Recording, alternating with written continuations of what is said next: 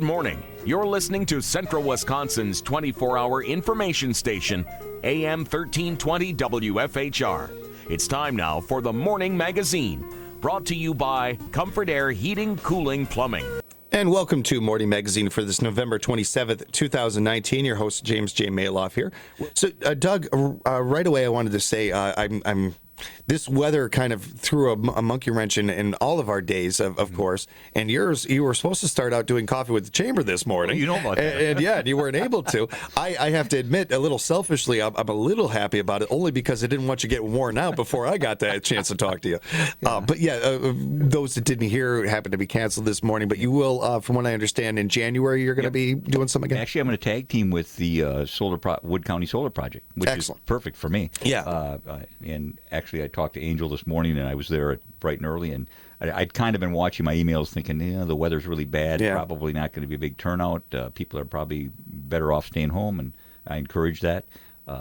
And she said, would you be willing to move it back and maybe do January and tag team with the Wood County Solar Project? Absolutely, yeah, that's my bag. Yeah, right, yeah. So, so that's what we're going to do. In January, we'll go together. I don't know if she's going to have Drew Gibbons there, who is the point man for Savion, or if she'll have the local representative, Kim Griffin. Yeah. But one of them will, I'm sure, be there, and then we can talk about what the county's doing as well, and some other things that are going on in the county, and I think it'll be great. Yeah, and it seems like a really good matchup right there, too. Yeah, it should be very informative. Yeah, I think, those people are loaded with information, which is a good segue for me because, we had talked about developers' agreements being a part of that process as far as permit applications for Savion on the development of the array. So that's a road that we're probably going to start moving down fairly quickly. I think there's some things that we would probably.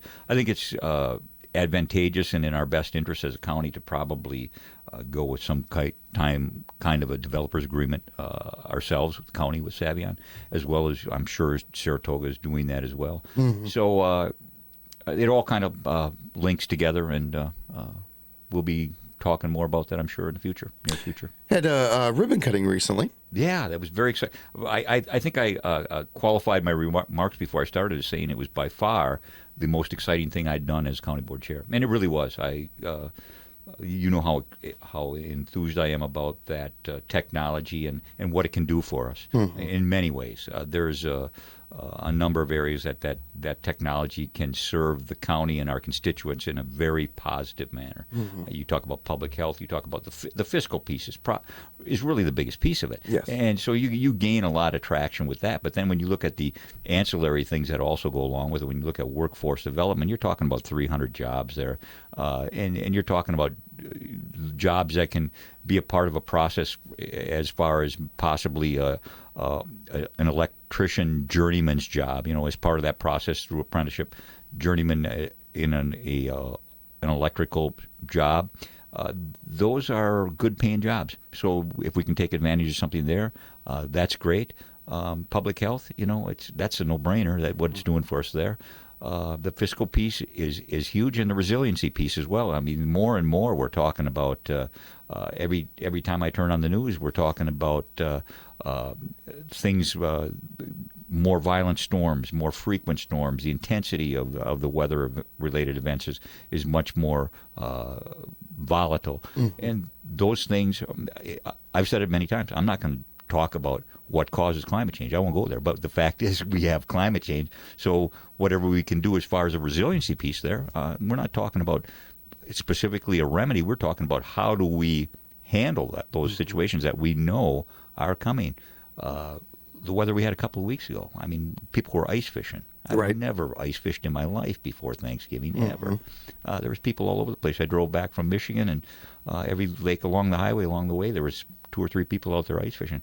And that was probably I believe it was the 17th of November. It's unheard of. And same here. I'd never heard of that either. Yeah. And it's one of those things that, when you need real life examples, you have them right there. Yeah. And there's also the end of it where there's some people that you can have all the examples in the world, have all the science in the world, and you're just never going to get them to see the actual reality of the situation.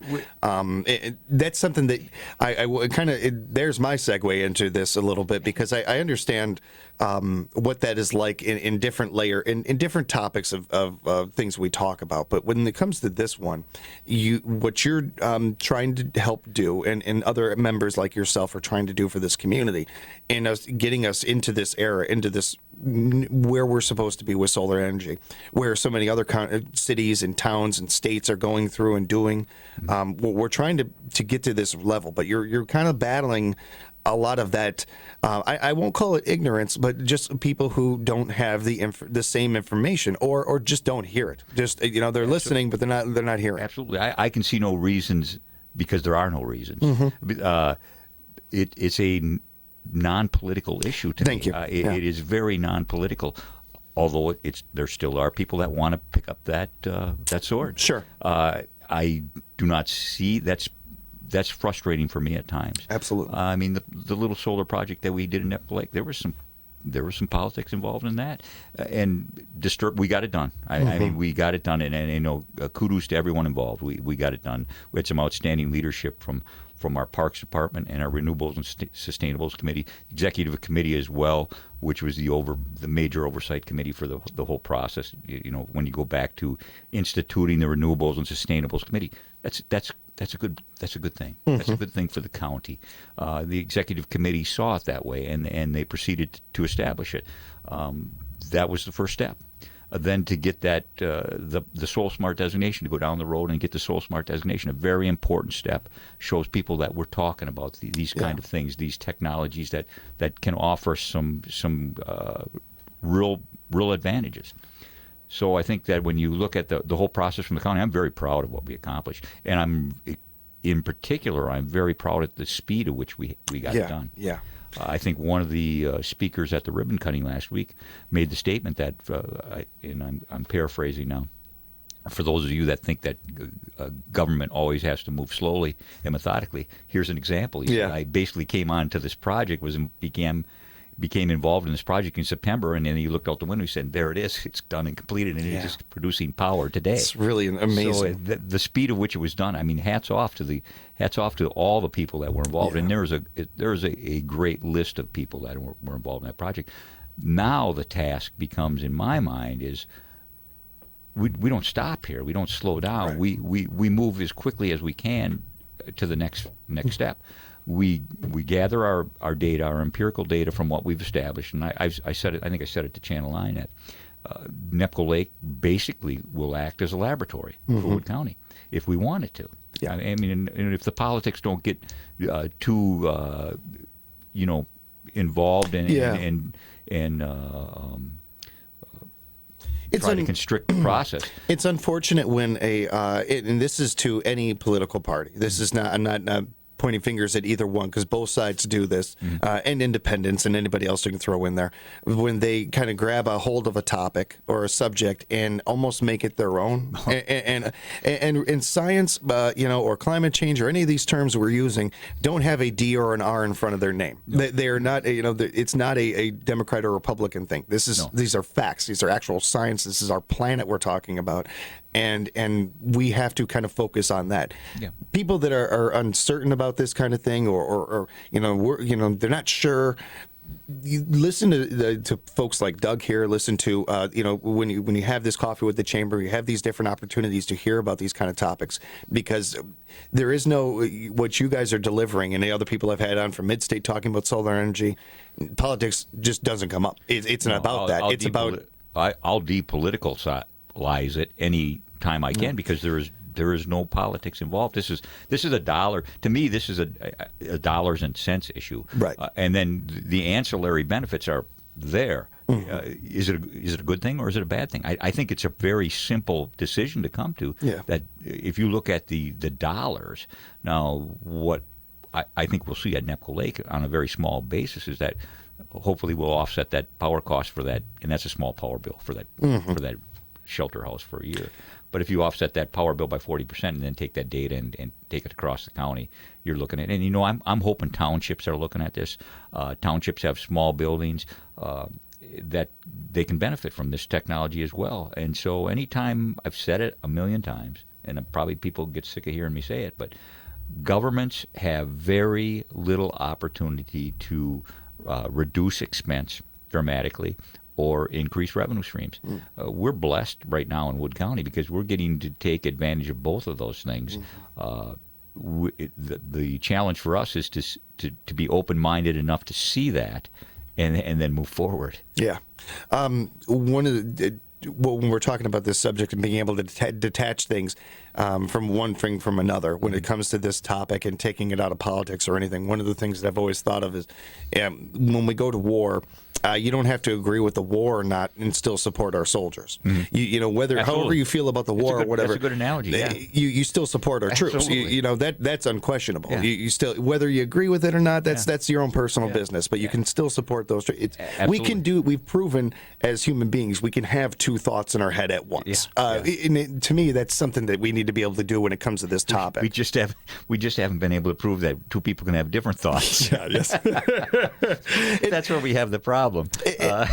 When you've had these when you've run into a bit of somebody that may not understand why this is important or anything like that, do you run in more times than not an open conversation, or is it a little more like one-sided? No, I think the technology has been proven. The big thing is the cost, and so and it'll show in our budget. I mean.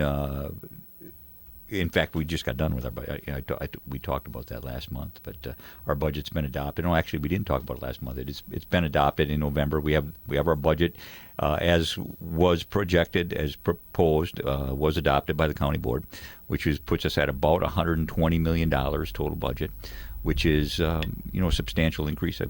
I talk to people and I tell them that the first budget I was around to $88 million, which was about 8 years ago. It's at 120 now, but we're levying for about $27 million, which is basically about around a fifth of it, maybe 22% if I'm doing numbers in my head real quickly.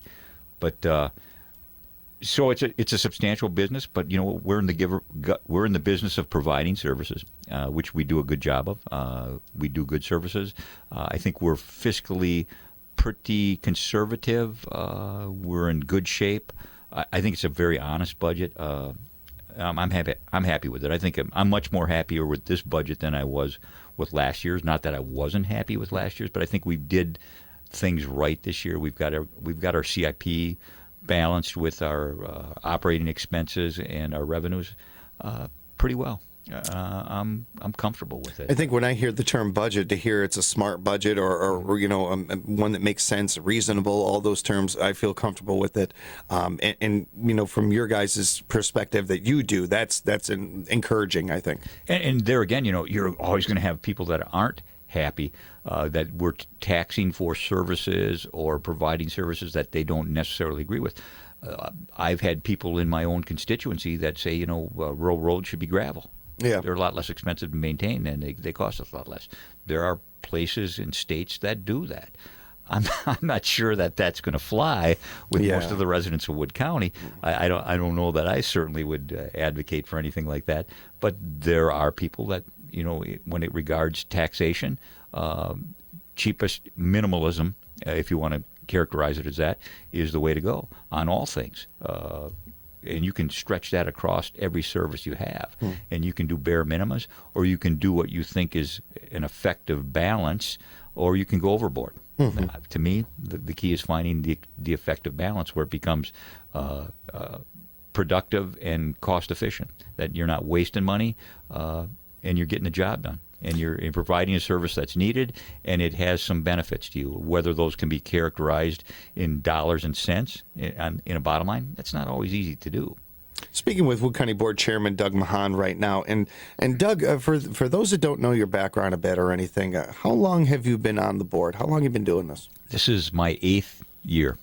I'm coming to the end of my eighth year, my fourth term. So, yeah. When it comes, I've talked with the mayor about this. I've talked to a number of our representatives, senators, and stuff coming in about it. When you get to that point in the game, you've been doing this long. What keeps you going? What keeps you energized because I've talked with you enough now. I've gotten the chance to where I see the energy in you when we talk about solar energy and stuff. And no pun intended there, but I see how excited you get about it in that topic and everything. And then we've talked about other things where I see that you just don't want nothing to do with this and you're done with it. So how do you keep going with something like this, or you keep that energy in it? There are things that I'm fairly passionate about. I tend to think in big dimensions when it comes to ideas. There's a lot of work to be done. And I'll tell you what, I know I have some gas left in the tank. I just don't know how much because the gas gauge isn't working right now. Right. And I love public service. I think I have the ability and the experience now to do some things. But again, it's politics, and you have to be given the opportunity. This is the time of year when we're talking about filing papers for running again. I'd love to have 2 more years as a county board chair. I don't know that that's in the books. There's work that I see that I would really like to accomplish to get done other than solar. I'm not a one-trick pony when it comes to solar, but there's a lot of issues in the county that I think we need to do. I think a county strategic plan is critical for us. I think our Ready Grant initiative with the economic development, the way we look at economic development, we've started down that road. We've gotten people to open their minds and say, we need to take a different look at how we're approaching this. We need to find something that works. There's so many things that are up in the air. We've had an economic base that's been slowly eroding, specifically in the south end. When you talk about paper mills, and I love what Nine Dragons is doing. That's a very progressive thinking company. They take care of their employees. They stick money into their business. They do capital investment. They're thinking outside the box. That stuff excites me because that's the kind of people I want to work with. Those are the kind of people that aren't going to sit on their hands and let the status quo be the status quo for the sake if there's money coming in saying, okay, that's good enough. No, we're going to go look for something bigger and better. We're going to change the dynamics. And you know what? They also are going to take care of their employees. That's critical. That's old-time thinking for paper mills. That goes back to when I started in the paper industry when, a simple thing like getting a turkey at Thanksgiving. You're telling your employees, you know what, you mean something to us. We appreciate what you do. That's big stuff. Not only that, but we're going to work to make your longevity, your work, your type of work, the longevity of that. We're working hard to make sure that that's sustainable for the community and for you as a person, as a family. I think those are the types of thinking that somehow we need to embrace again and get in touch with again because it's been a while. And again, when you talk, that's South End thinking versus North End. Marshfield's got a different dynamic, and they're just different. They have an economic base, and they think differently. It's a total different scenario. There's things to be done countywide. I think that will be borne out by our Ready Grant proposal. I think there's things that need to be done in the South End specifically. In fact, one of the questions I have, and you ask what keeps me going, it's the thought that there's still work to be done. I still have something to offer. I want something to offer. I've put a small group together. I'm possibly thinking about a mayoral run. That's something that might be in my on my radar. I just think there's a lot of opportunities, and I don't always see that. We work in the right directions. I'm a guy that likes to put together teams. I don't like to do anything autocratically. I like to build teams, and I think part of the excitement for me is putting the right people together on a team and letting them do their thing. Micromanaging people it's a burr in my saddle. You pay people lots of money. We have some of the brightest people in the county. We really do. Some of our department heads are some of the brightest people I've ever met in my life. To try and micromanage those people, that's craziness to me. You try and put those people in a position where you can let them do their jobs. And you know what? Hands down, time after time, they will come through for you. And they'll come through for you in big ways. Well, what you were saying about Nine Dragons and how they treat their employees and everything, it's a proven not only scientific but business model that you treat your employees right, they work harder for you, they work better for you, which means your company gets better production, better profits, et cetera, et cetera. So it's a very simple thing. It's a simple thing to a lot of us, but not a lot of companies do that. So it is noteworthy when it happens, and it's very similar to treating a group of people like you talk about when you put a team together and everything. My favorite political story of all time has always been that when Abraham Lincoln first got elected, the first thing he did was putting people on his chamber, on his board that ran against him, that felt the exact opposite he did about things. And he did that specifically for that. He realized he didn't have all the answers. He realized that America's a melting pot, even back then, to where you have to have other different opinions. If you want a bunch of yes men, you're not going to get anywhere. We're going to not only will we be running in circles, to the point where we build a hole in the ground and we're going, backwards. Absolutely. That's one of the first things I established when I was elected chair. Is I made it clear to the people that I work with closely that I did not want a bunch of yes men. I didn't want people saying, "Yeah, that's the right thing to do, Doug. You're doing great." Blah blah blah. I wanted to be challenged because every time I was challenged is when I began to percolate ideas. That was the catalyst, and I think that it was for them as well. I don't want to be told everything I do is right, because it's not. It never is, and nobody's is. And the fact is, I want to be challenged in my thinking continually. Yeah. And if I'm not, I'm probably not getting anywhere. Those are critical things. And I think a really good analogy, I have a really personal story about when you talk about Abraham Lincoln. I think one of the things that were surprising was when I was elected as the chairman of the county. Donna Roser was elected as the vice chair. Well, Donna, Rosar, and I were always considered to be on opposite ends of the spectrum, which was probably not as true as people thought. Perception is sometimes greater than reality. Yes. And the fact is, I think both of us were a little bit apprehensive and concerned on how we were going to work going forward. But you know what? It's been fantastic. It has been absolutely, I'm proud of it. And I'm very proud of the way we work together and what we've accomplished. And that has come through number one, it's come through trust. And number two, it's come through honesty, and it's come through the ability to compromise sometimes and to see the benefits of both ideas. And I think it's been incredibly good for the county. I think it's a dynamic that has really, really worked well. And I think that she would probably tell you the same thing. That being said, we still have a lot to accomplish. Donna's working real hard on the county strategic plan, which you've heard me say I think is critical.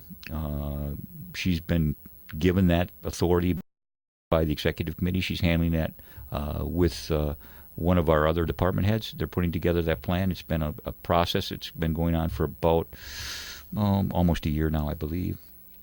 We're getting down the road on that. But those are going to be important things when we get into the READY grant program. That's what those people are going to be looking at. There has to be a plan out there. There has to be an agreed-upon plan. There has to be some kind of roadmap for future county boards to look at. They have to realize that these are valid ideas. That just because you have a plan, a strategic plan, doesn't mean that's etched in stone forever. Right. Those things are very fluid. Anybody that runs a strategic plan or has a strategic plan in their operation knows that those things are fluid and that they change. Yeah. Because times change. You got to have some wiggle room there. Got to be able to call an audible. Yeah. Exactly. 5 years ago, we weren't looking at solar energy in the county, but now I would say that solar energy or that discussion needs to be a part of a strategic plan in some way, shape, or form. I'm not saying how. I don't know how. But the fact is those dynamics change within a strategic plan. But if you don't understand that, realize it, and incorporate it, then you're left throwing darts at a board and without direction, and that's not the way you can operate successfully in this day and age. Really, really well said, and good points right there, Doug. We have a minute or two left, and as much as I want to keep talking solar or a lot of these topics with you, I wanted to give you a moment to talk about Carl. Carl, yeah, I was going to do that, and I appreciate the opportunity. Miss Carl. Carl and I went back a ways. We did interviews. My first interview with Carl was probably almost 2 years ago now, and we had a lot of good discussions. We had a lot of good discussions away from the microphone as well, and I miss Carl.